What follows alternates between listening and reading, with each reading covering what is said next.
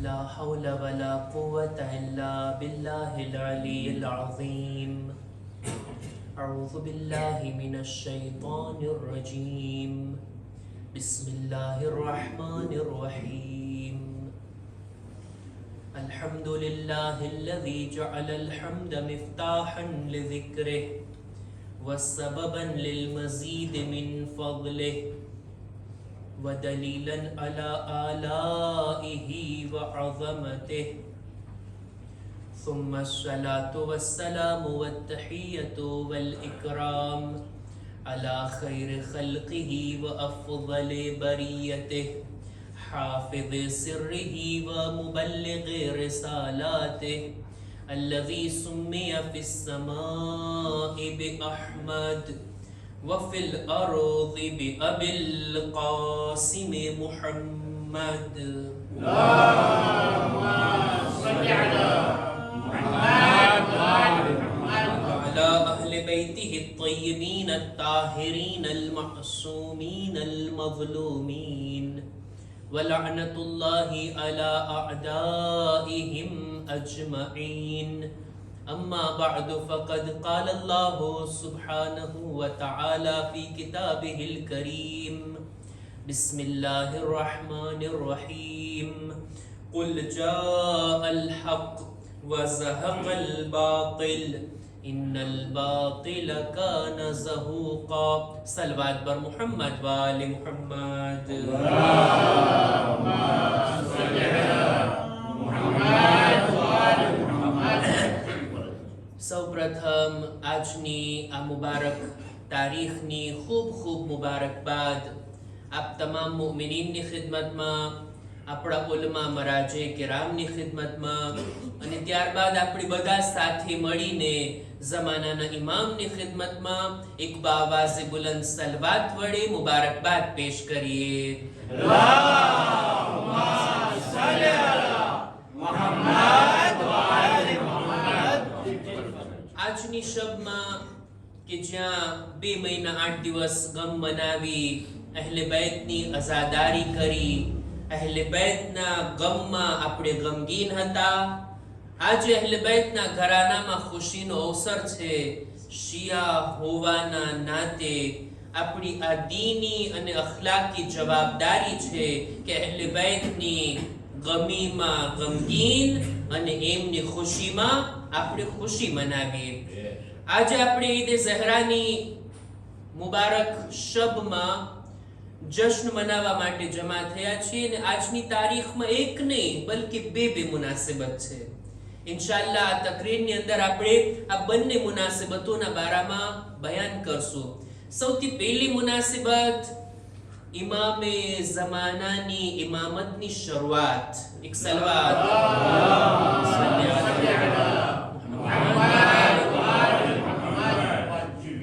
ઝમાનાના ઇમામની ઇમામતની શરૂઆત થઈ રહી છે, એમનો આગાઝ થઈ રહ્યો છે અને એનું આપણે આ જશ્ન મનાવીએ છીએ.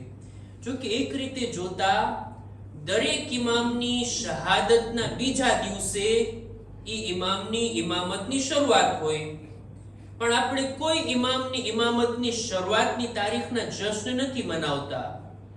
આપણે 21મી માહે રમઝાન બાદ 22મી માહે રમઝાનના જશ્ન નથી હોતું. એવી જ રીતના આશુરા પછી આપણે જશ્ન નથી મનાવતા કે એમના પછીના ઇમામની ઇમામત શરૂ થઈ. ફક્ત ઝમાનાના ઇમામની ઇમામતની શરૂઆતમાં આપણે એક જાતની ખુશી મનાવીએ. શા માટે? કારણ કે આપણે ઈ ઇમામની ઇમામતની શરૂઆતને મનાવીએ છીએ જેની ઇમામતના જમાનામાં આપણે છીએ, જેમની ઇમામતના દૌરમાં આપણે છીએ.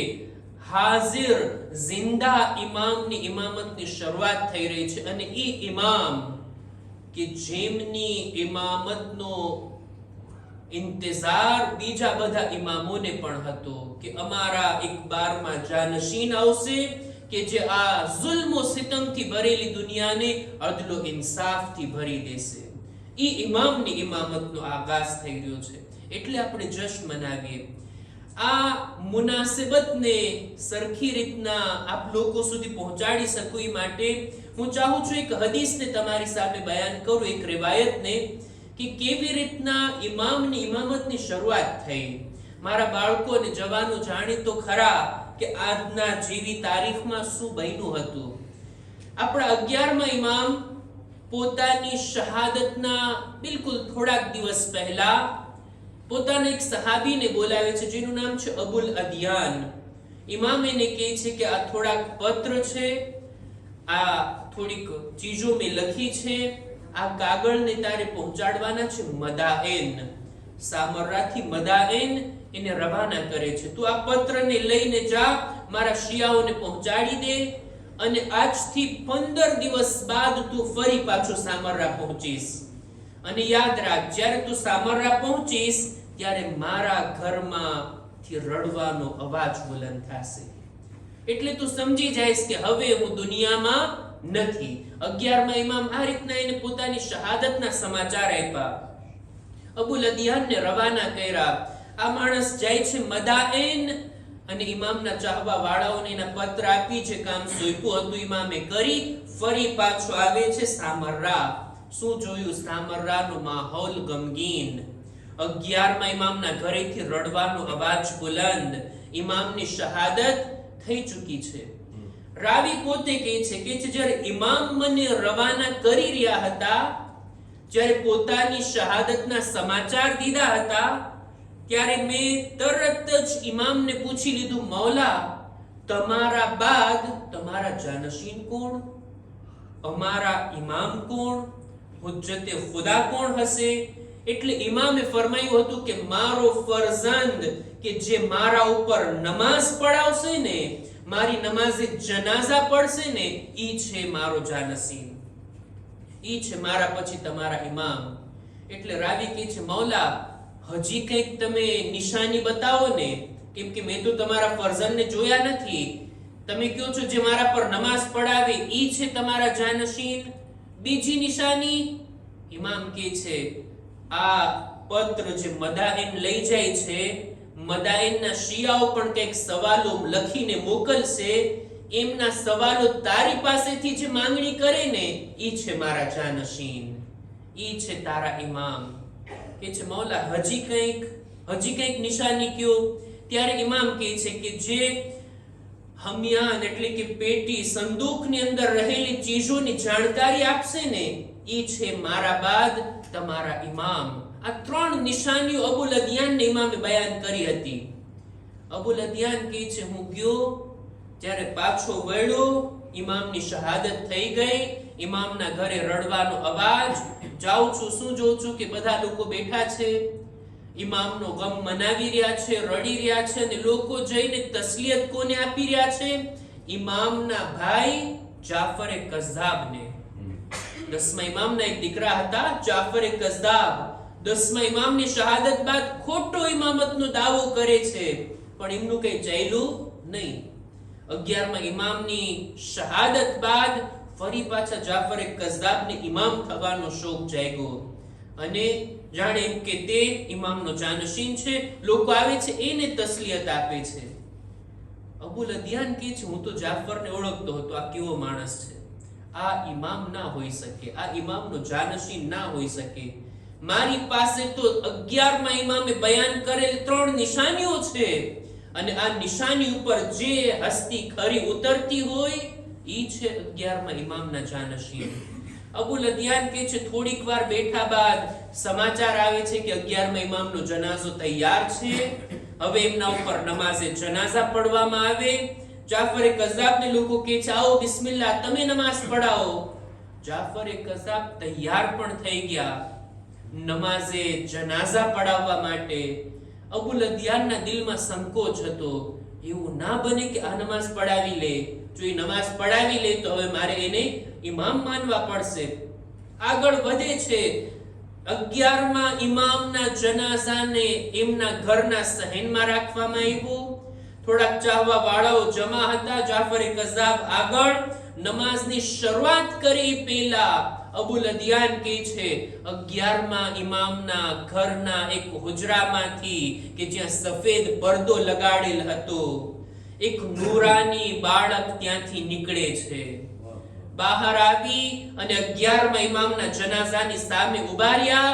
જાફર કઝ્ઝાબને પાછળ હટાવે છે કે છે અના અહક્કુ બિસ્સલાતિ અલા અબી, એ ચચા તમે સાઈડમાં આવી જાઓ, મારા બાબા પર નમાઝ પઢાવવાનો હકદાર હું પોતે છું. એક સલવાત પર મુહમ્મદ વાલે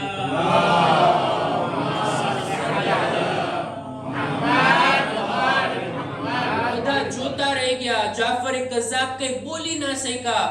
બધા લોકો જોતા રહી ગયા અને ખુદ ઇમામે ઝમાના તશરીફ લાવ્યા, નમાઝ પઢાવ્યા. નમાઝ પઢીને ફરી પાછા હુજરા તરફ જઈ રહ્યા હતા.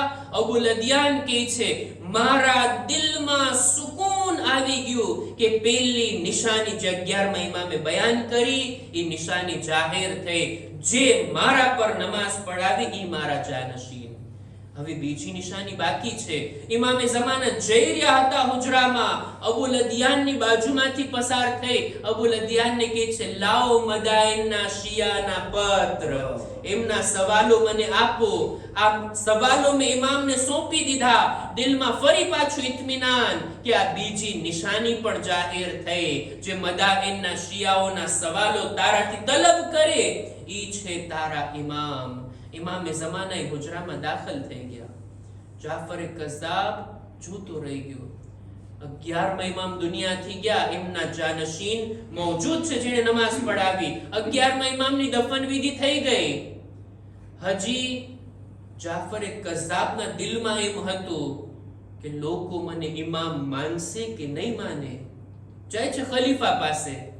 ખલીફાને જઈને કહે છે કે તું એક કામ કર, લોકોની દરમિયાન એલાન કરી દે કે શિયા લોકો આવી અને મને ઇમામ માને. 11માં ઇમામ પછી મને ઇમામ માને. ખલીફા પણ આના ઉપર હસે છે કે છે ઇમામત કોને આપવી જો અમારા હાથમાં હોત ને તો અમે પોતે જ ઇમામ બનીને બેઠા હોત. અમે લોકોને કહેતા અમને ઇમામ ન માનો તોય લોકો એને ઇમામ માનતા હતા. અમે લોકોને કહેશું તને ઇમામ માને, લોકો અમારી ક્યાં વાત માનવાના હતા. શિયાઓ જાણે છે, અહલે બેતના ચાહવા વાળાઓ જાણે છે કોણ છે ઇમામ. એમની પાસે નિશાનીઓ હોય તેઓ જે તેને ઇમામ નથી માનતા એને ઇમામ માને છે જે ઇમામતના હકદાર હોય. અબુ લદિયાન પોતે કહે છે કે બીજા દિવસે કોમથી અમુક શિયાઓ આવે છે 11માં ઇમામથી મુલાકાત માટે. સામરા પહોંચ્યા. સામરા પહોંચતાની સાથે એમને ખબર મળે છે કે 11માં ઇમામની શહાદત થઈ ગઈ. સવાલ કરે છે કોણ છે એમના જાનશીન, કોણ છે એમના પછીના ઇમામ. અમુક લોકોએ ઈશારો કર્યો કે જાફર, એમના ભાઈ જાફર કઝ્ઝાબ તરફ એ લોકોને વાળી દીધા. આ લોકો આવે છે જાફર પાસે, આવીને બેઠા, સલામ કીધા, એને તસલીયત આપ્યા. ત્યારબાદ કહે છે કે અમે કોમથી આવ્યા છીએ, તમારા શિયાઓની અમાનતોને લઈને આવ્યા છીએ. ઘણી બધી રકમ, ઘણા બધા માલ, ઘણા બધા તોહફાઓ તમારા શિયાઓએ મોકલા છે, અમે તમને સોંપવા માટે આવ્યા છીએ. 11માં ઇમામને આપવાના હતા, હવે તેઓ નથી, અમે એમના જાનશીનને આપવા ચાહીએ છીએ. એટલે જાફર કહે છે લાવો, તમે દેવા આવ્યા છો, ક્યાં ના પાડે છે, લાવો જે કઈ લાવ્યા હોય બધું જમા કરાવી દો. આ લોકો કહે છે એમ નહીં, એમ થોડી અમે આપીએ. અમારો તરીકો હતો જ્યારે પણ 11માં ઇમામની ખિદમતમાં આવતા, એમની પાસે અમાનતો લઈને આવતા, ઇમામ એક એક શિયાનું નામ બયાન કરતા, એને શું મોકલું છે એ પણ ઇમામ કહેતા. અમે લઈને આવ્યા છીએ, તમે પણ બોલતા જાઓ, અમે તમને આપતા જઈએ. એટલે જાફર કહે છે એવું ઇલ્મ ગૈબ મારી પાસે નથી, મારા ભાઈ પાસે પણ મને નથી લાગતું એવું ઇલ્મ હોય. આ કુમના લોકો કહે છે નહીં, જો આ રીતનું નામ ઠામ બતાવો, શું મોકલા છે એની જાણકારી આપો, તો પછી આ માલ, આ અમાનતો તમારા હવાલે કરશું. એમને અમે તમારા હાથમાં આપવા વાળા નથી. આ લોકો માયુસ થઈ ગયા. આ કોમના શિયાઓ માયુસ થઈ ગયા અને સામરાથી પાછા ફરી રહ્યા હતા, પાછા જઈ રહ્યા હતા. ત્યાં જ અબુ લદિયાનની સાથે એમની મુલાકાત થઈ. અબુ લદિયાન કહે છે 11માં ઇમામની શહાદત બાદ એમના ફરઝંદ છે, એમના જાનશીન. ચાલો આપણે ઇમામના ઘર તરફ જઈએ, ઇમામના હુજરા તરફ જઈએ.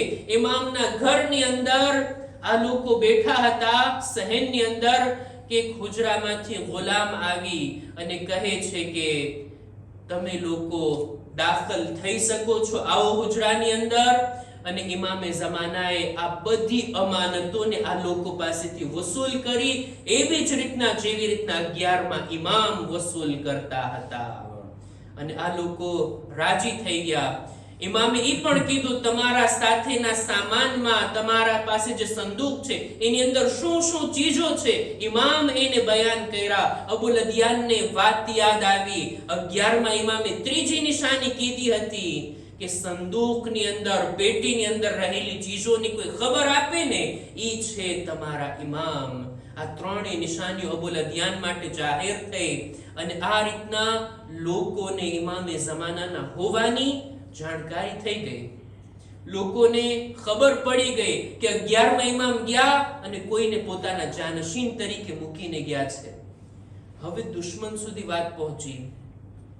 દુશ્મનને જ્યારે ખબર પડી કે 11માં ઇમામના ઘરમાં એમનો એક બાળક છે, એમનો એક ફરઝન છે, મોકલે છે તલાશી લેવા માટે. આખા ઘરની તલાશી લેવામાં આવે છે. એ હુજરા સુધી પહોંચ્યા કે જ્યાં ઇમામે ઝમાના તશરીફ ફરમા હતા. એ સફેદ પડદાને પણ સિપાહીઓ હટાવ્યા. શું જોયું કે આ હુજરો, આ રૂમ, આ શામ્ર સામાન્ય નથી, બલકે જાણે એમ કે આના અંદર એક દરિયો છે અને દરિયા ઉપર એક મુસલ્લો બિછાવેલો છે અને એના ઉપર એક બાળક નમાઝ પઢી રહ્યું છે. દુશ્મનો ચાહતા હતા એમના સુધી પહોંચે, પણ આ પાણી આડે આવતું હતું. અમુક લોકો એમાં ડૂબી પણ ગયા, હલાક પણ થઈ ગયા. ઇમામે ઝમાના પોતાની નમાઝને આગળ વધારતા રહ્યા. એમની નમાઝ પૂરી થઈ. ઇમામ ઈ હુજરા પરથી આવ્યા બહાર ઘરની સહેનમાં આવ્યા. એ લોકોની બાજુમાંથી પસાર થયા, પણ આ સિપાહીઓ જાણે એમ કે એમના હાથ પથ્થરના બની ગયા હોય, ઇમામને કઈ નુકસાન ના પહોંચાડી શક્યા અને એમની બાજુમાંથી પસાર થઈ ઇમામ સરદાબમાં ગયા. જમીનના નીચે જે ઇમામનો હુજરો હતો સરદાબમાં ગયા અને ત્યાંથી ઇમામ લોકોની નજરોથી ગાયબ થઈ ગયા. સામરાની અંદર જે સરદાબની આપણે ઝિયારત કરવા જઈએ ત્યાંથી ઇમામ ગાયબ થયા.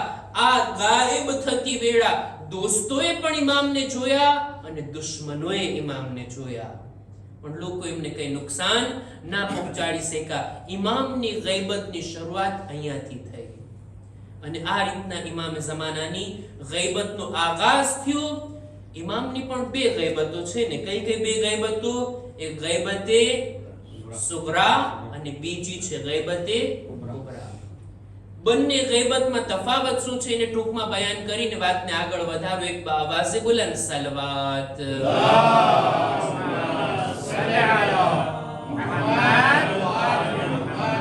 એક છે ગૈબતે સુગરા અને એક છે ગૈબતે કુબરા. બે ગૈબતો, એક નાની ગૈબત અને એક મોટી ગૈબત.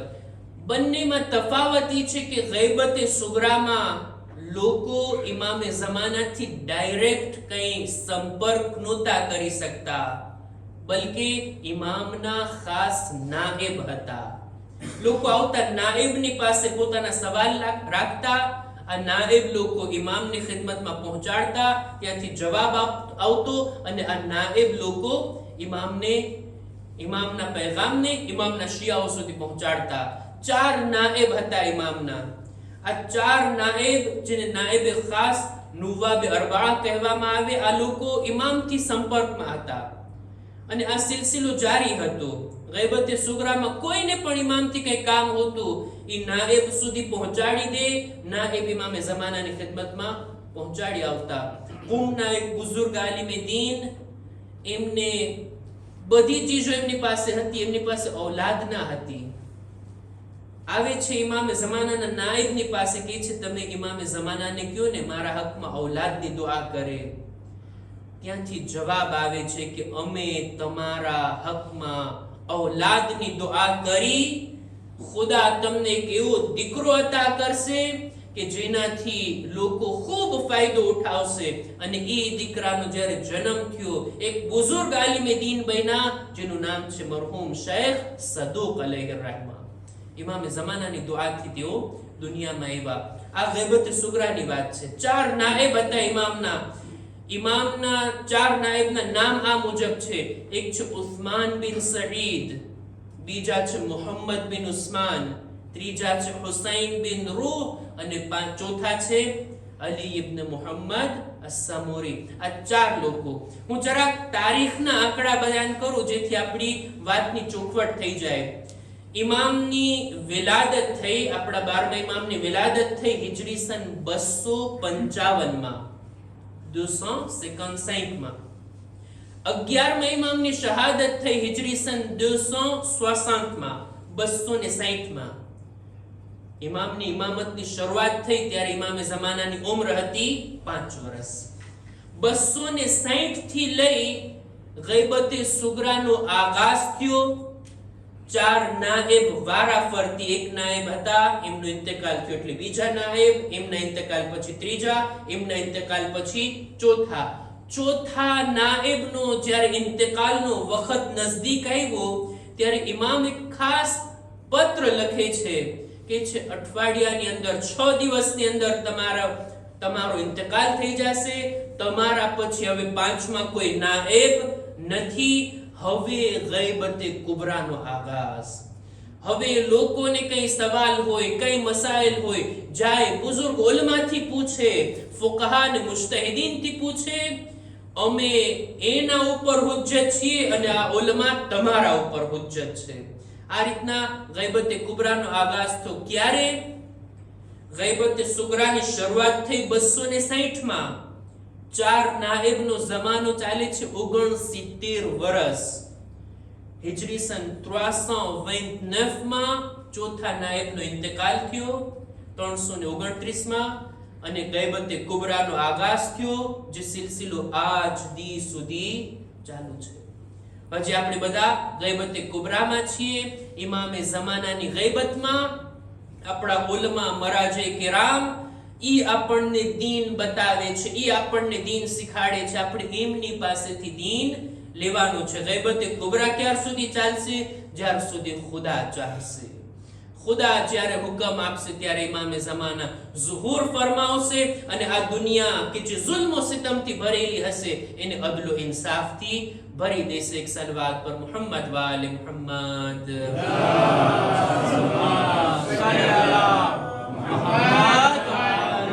આ હતી આજની મુનાસિબતની, આજની તારીખની પહેલી મુનાસિબત. હજી એક બીજી મુનાસિબત છે આજની તારીખની, જો કે વધુ પડતો સમય આમાં ચાલ્યો ગયો. હજી એક બીજી મજલિસ પડું તો પછી બીજી મુનાસિબતની વાત થાય. પણ તમારી સલવાત જીવતી જાગતી હશે તો ફરી પાછા બીજી મુનાસિબત વિશે બયાન કરું.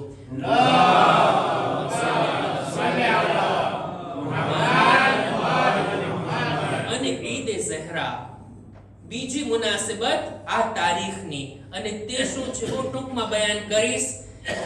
આપણે બધા જાણીએ છીએ કે કરબલાનો બનાવ હિજરી સન 61 માં બન્યો. હિજરી સન 61 પછી આશુરા બાદ ચોથા ઇમામની ઇમામતની શરૂઆત થઈ. બધા બની હાશિમ, બધા અહલે હરમ કૈદી થયા, શામ ગયા, શામથી રિહાઈ મળી, કરબલા આવ્યા, મદીના આવ્યા, પણ હજી સુધી ઇમામ ગમગીન હતા. એક કાળો ખૈમો નાખી અને મદીનાની બહાર ચોથા ઇમામ રહેતા હતા. ગિરિયા, બુકા, અઝાદારી 1 વર્ષ, 2 વર્ષ, 3 વર્ષ, 5 વર્ષ આ રીતના પસાર થઈ ગયા. હિજરી સન 66 ની અંદર જનાબે મુખ્તાર કયામ કરે છે અને અહલે બેતના દુશ્મનો, ઇમામે હુસૈનના કાતિલો, એક કાતિલને પકડવાનો હુકમ આપે છે. બધાને પકડી અને બધાને સજા આપે છે. જેટલા એમના હાથમાં આવ્યા લગભગ બધાને ત્યાં સુધી મળે છે જનાબે મુખ્તારનો હુકમ કે આશુરાના દિવસે શિમરે ઇમામે હુસૈનને કત્લ કર્યા બાદ ઇમામની સવારી એક ઊંટ જે ઇમામનું મખસૂસ હતું એને માલે ગનીમત તરીકે લઈ લે છે. એ ઊંટને લાવે છે કુફામાં અને પોતાના કામયાબ થવાની ખુશીમાં આ ઊંટને નહેર કરે છે. એનું ગોશ્ત અલગ અલગ લોકોને મોકલે છે. મુખ્તાર કહે છે જેના ઘરે આ ગોશ્ત ગયું છે ને બધાને પકડીને એને સજા આપવામાં આવે. મુખ્તાર ત્યાં સુધી આ બધાને પકડે છે અને બધાને સજા આપે છે. આ એક કયામ થયો. ઘણા મહિનાઓ લાગી ગયા. ચોથા ઇમામ હજમાં જાય છે. મક્કા ઇમામ ઘણા મહિનાઓ સુધી રોકાય છે. હજમાં ગયા પછી 3-4 મહિના ઇમામ ત્યાં રોકાણા. હજ કર્યા પછી મુહર્રમ, સફર, રબીઉલ અવ્વલ મહિનો હતો અને ઇમામ મક્કાની અંદર દરરોજ ઇમામનું રૂટીન આ હતું કે સુબહની નમાઝ બાદ ખાને કાબાની પાસે નમાઝ પડતા. ત્યાંથી ઇમામનું એક ઘર હતું મક્કામાં.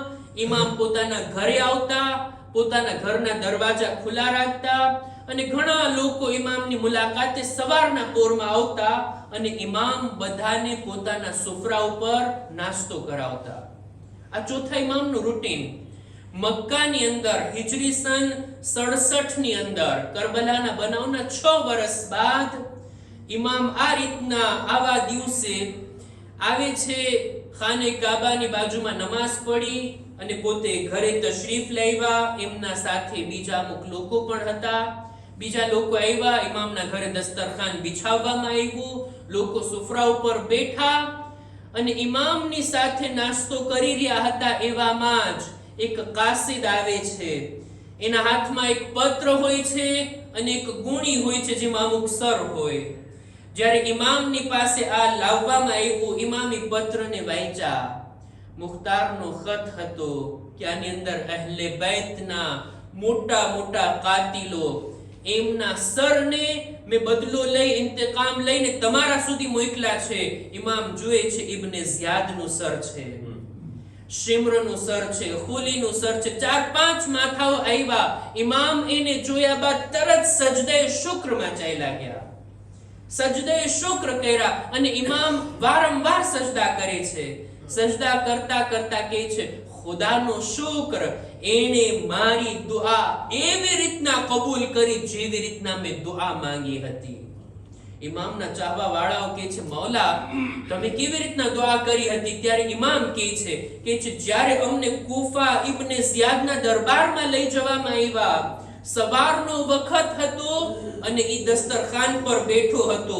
એની તવજ્જો ખાવા ઉપર હતી, અમારા ઉપર તવજ્જો પણ ના કરી, ધ્યાન પણ ના આપ્યું અને કેટલી વાર સુધી અમોને કૈદી અને અસીર બનાવીને ઊભા રાખ્યા. ચોથા ઇમામ કહે છે મેં ત્યાં તમન્ના કરી હતી ખુદાયા આ ઝાલિમના માથાને પણ આવી જ હાલતમાં તું મારા સુધી પહોંચાડજે. આજે હું દસ્તરખાન પર બેઠો છું અને ઇબ્ને ઝિયાદનું માથું આવ્યું છે. ઈ ઝાલિમ વાસીલે જહન્નમ થયો છે. ઇમામ સજદા ઉપર સજદા કરે છે. એને દેશના દુશ્મનો ઉપર લાનત બેશુમાર. ઇમામના ઘરે દસ્તુર એ હતો કે જ્યારે આ નાસ્તો કરી લેતા ત્યારે ખાસ એક જાતનું મીઠાણ ઇમામના સુફરા ઉપર આવતું અને બધા લોકોને ઇમામ ખવડાવતા. નાસ્તો તો થઈ ગયો, ઘણા લોકો એ મીઠાણની વાટ જોઈ રહ્યા હતા કે હવે મીઠાણ આવે, દેસેર આવે, પછી આપણે ઊભા થઈને જઈએ. આવતું જ નથી. ઇમામ સજદા જ કરી રહ્યા છે, શુક્ર બજાવી લાવે છે, દુઆઓ કરી રહ્યા છે. ઇમામ હસે છે, મુસ્કુરાય છે. લોકો સવાલ કરે છે મૌલા ઓલું મીઠાણ ક્યાં છે, ઓલું દેસેર ક્યાં છે? ઇમામ જવાબમાં કહે છે આ ઝાલિમના વાસીલે જહન્નમ થવાનું એના સમાચાર અને એના માથા આવ્યા છે. એને જોઈને મુમિનના દિલમાં જેવી મીઠાશ આવે એની સામે બીજા બધા દેસેરની મીઠાશ કોઈ કામની નથી. ઇમામ આ રીતના શુક્ર અદા કરે છે. તારીખમાં મળે છે કરબલા પછી ચોથા ઇમામ જો મુસ્કુરાણા હોય તો એ આ મોકો હતો. આ મોકો હતો કે જ્યારે ઇમામ હવે હુકમ આપે છે બીવીઓને સોગ ઉતારવાનો. હવે અઝાદારીના કપડાને ઉતારી નાખો. આપણા ઝાલિમો, આપણા કાતિલો વાસીલે જહન્નમ થયા. તારીખમાં મળે છે કે આ 5-6 વર્ષ સુધી અહેલે બૈતની બીવીઓએ કોઈએ ઝીનત અને આરાઈશ નહોતી કરી, કોઈએ ખિઝાબ નહોતો કર્યો. સારા પકવાન અહેલે બૈતના ઘરમાં પકાવવામાં ન આવતા. આજની તારીખ બાદ ઇમામે સજ્જાદના હુકમથી હવે અહેલે બૈતના ઘરમાં ખુશી આવી અને અહેલે બેત અલૈહિસ્સલામે પોતાનો શોક ઉતાર્યો અને એટલે જ આપણે અહેલે બેતના દુશ્મનો ઉપર લાનત મોકલી અને આજની તારીખમાં પણ આપણે ખુશી મનાવીએ છીએ. વાતને પૂરી કરું છું શાયરના એક શેરથી કે છે, મુદ્દતો બાદ ઝમાને મેં ખુશી આઈ હૈ, मुद्दतों बाद जमाने में खुशी आई है, मुस्कुराते हुए शाखों पे कली आई है, हर मुहिब्बाने विला को हो मुबारक ये दिन, हर मुहिब्बाने विला को हो मुबारक ये दिन, आज मासूम के होठों पे हंसी आई है. જ્યારે ચોથા ઇમામ મુસ્કુરાય છે તો આજે મોમિનીનના દિલોમાં પણ ખુશી હોય, મોમિનીનના ચહેરા ઉપર પણ ખુશી હોય અને મુસ્કુરાહટ હોય. હસવાનો દિવસ, મુસ્કુરાહટનો દિવસ. આપણે જેટલી મોહબ્બત અહેલે બેતથી કરીએ છીએ એટલી જ નફરત એમના દુશ્મનોથી કરીએ છીએ. જે લોકો અહેલે બેત પર જુલ્મ કર્યા, અહેલે બેતને કત્લ કર્યા, દેખીતી વાત છે મોહબ્બત એક એક્શન છે, તો પછી આ લોકોથી નફરત એક રિએક્શન છે. જેટલી મોહબ્બત અહેલે બેત ઉપર છે એટલે તો આપણે એમના ઉપર દુરૂદ ઓ સલવાત મોકલીએ છીએ. અલ્લાહુમ્મા સલ્લી અલા મુહમ્મદ. મોહબ્બત છે એટલે દુરૂદ ઓ સલવાત મોકલીએ છીએ અને જેટલી એમના દુશ્મનોથી નફરત છે એટલી જ એમના ઉપર લાનત મોકલીએ છીએ. દુશ્મનો ઉપર લાનત બેશુમાર. બેશક આ ઝાલિમો જહન્નમના અઝાબમાં છે, જેટલી લાનત મોકલશું ને એના અઝાબમાં ઓર વધારો થશે. દેખીતી વાત છે અહેલે બેતથી મોહબ્બત આ તવલ્લા છે, એમના દુશ્મનોથી નફરત આ તબર્રા છે. तवल्ला पण जरूरी छे, तबर्रा पण जरूरी छे. अजब मुफ्ती है हमसे पूछता है तंज में आकर, तवल्ला किसको कहते हैं, तबर्रा किसको कहते हैं. वो कायल है हज का, मैं भी हज का कायल हूँ, अभी बतलाए देता हूँ कि क्या क्या किसको कहते हैं. हज में तो गया छो ने, है हज का वो भी कायल, मैं भी हज का कायल हूँ, अभी बतलाए देता हूँ कि क्या क्या किसको कहते हैं. इधर काबे के चक्कर और वहां शैतान पे पत्थर. मक्का जाओ छो, तवाफ करो छो, क्यानो तवाफ करो छो, ई जग्यानो के ज्यां अली ने विलादत थई.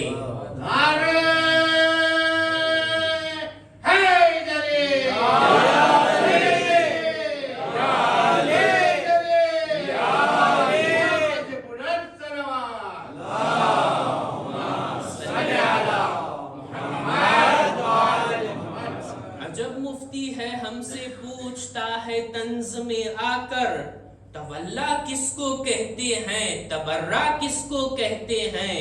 है हज का कायल वो भी, मैं भी हज का कायल हूँ, अभी बतलाए देता हूँ कि क्या क्या किसको कहते हैं. इधर काबे के चक्कर और वहां शैतान पे पत्थर, तवल्ला इसको कहते हैं, तबर्रा उसको कहते हैं.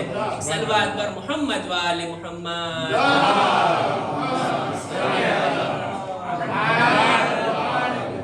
खुदानी बारगाह में दुआ गुजारिए छे, परवरदिगारा आ ईद ने हमारा માટે મુબારક કરાર દે.